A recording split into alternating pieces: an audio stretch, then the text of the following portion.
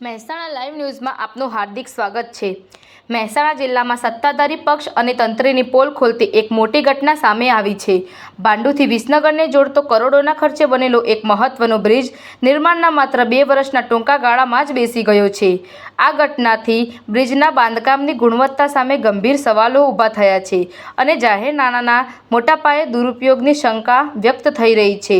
ભ્રષ્ટાચારના આક્ષેપો અને આપનો વિરોધ સ્થાનિકો અને વિપક્ષી નેતાઓ દ્વારા બ્રિજના નિર્માણમાં મોટા પાયે ભ્રષ્ટાચાર થયાનો સીધો આક્ષેપ કરવામાં આવી રહ્યો છે।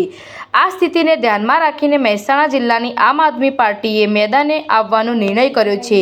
આપે આ બેસી ગયેલા બ્રિજ અને ભ્રષ્ટાચારના મુદ્દે સત્તાધીશો તેમજ જવાબદાર કોન્ટ્રાક્ટર સામે ઉગ્ર વિરોધ પ્રદર્શન યોજવાનું એલાન કર્યું છે।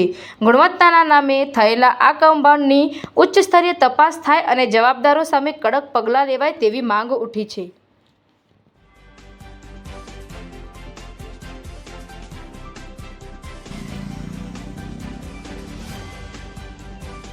અહીંયા પટ્ટાઈને ગંભીર પરિસ્થિતિ પેદા થઈ છે।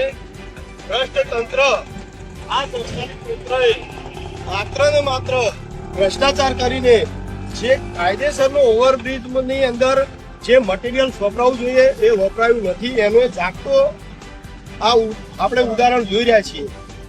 તો તંત્રએ અને રેલવે તંત્રને પણ એટલી વિનંતી કરીએ છીએ કે ભાઈ આ બ્રિજ વર્ષ બનાવ્યા પછી તરત જ આ પરિસ્થિતિની અંદર આવી ગયો છે કે જેની અંદર આપણે રોજના હજારો વાહનો અહીંથી મુખ્ય રસ્તો હોવાથી હજારો નાના મોટા વાહનો અહીંથી પસાર થાય છે। તો ગ્રામજનોની પણ એટલી વિનંતી છે, ઘણીવાર એવા અકસ્માતો થઈ ચૂક્યા છે કે મૃત્યુ સુધીના પણ આપણે જાણવા મળ્યું છે, છતાં પણ આ ભ્રષ્ટ તંત્રએ આજ દિન સુધી કશું પણ મરામત કર્યા સિવાય માત્ર ને માત્ર પ્રજાને એક હાલાકીનો સામનો હજી સુધી પણ કરી રહ્યા છે। આ સામાન્ય હોવા છતાં પણ જો આટલી રજૂઆત વિસનગર તંત્ર મહેસાણા સુધી કર્યા હોવા છતાં અધિકારીઓ કે એમનું ભ્રષ્ટ તંત્ર આ સાંભળવા માટે તૈયાર નથી।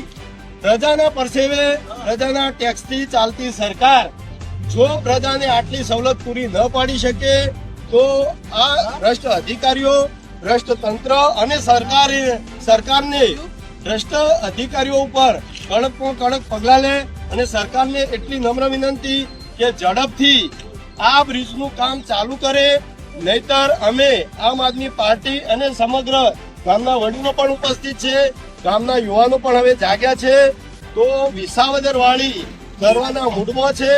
તો તંત્રને એટલી નમ્ર વિનંતી સરકારશ્રીને જો અમારો અવાજ પહોંચતો હોય તો અમે એક નમ્ર વિનંતી કરીએ છીએ અને એક આહવાન કરીએ છીએ કે ભાઈ તમે આ ઝડપમાંથી ઝડપમાં આ રસ્તો અને આ બ્રિજનું કામ ચાલુ કરજો, નહીતર અમે ગાંધી ચિંધ્યા માર્ગે આંદોલન કરવાની અમે ચીમકી સ્પષ્ટ ઉચ્ચારીએ છીએ। હવે સહન કરવાની શક્તિ ખૂટી ગઈ છે, ધીરજ ખૂટી ગઈ। શિક્ષિત ગામની અંદર આટલો અવાજ હોવા છતાં જાગૃત નાગરિક તરીકે આટલી રજૂઆતો કર્યા છતાં જો આ તંત્ર માનતું ના હોય તો એના કાન અને આંખ બંને ખોલવી પડશે।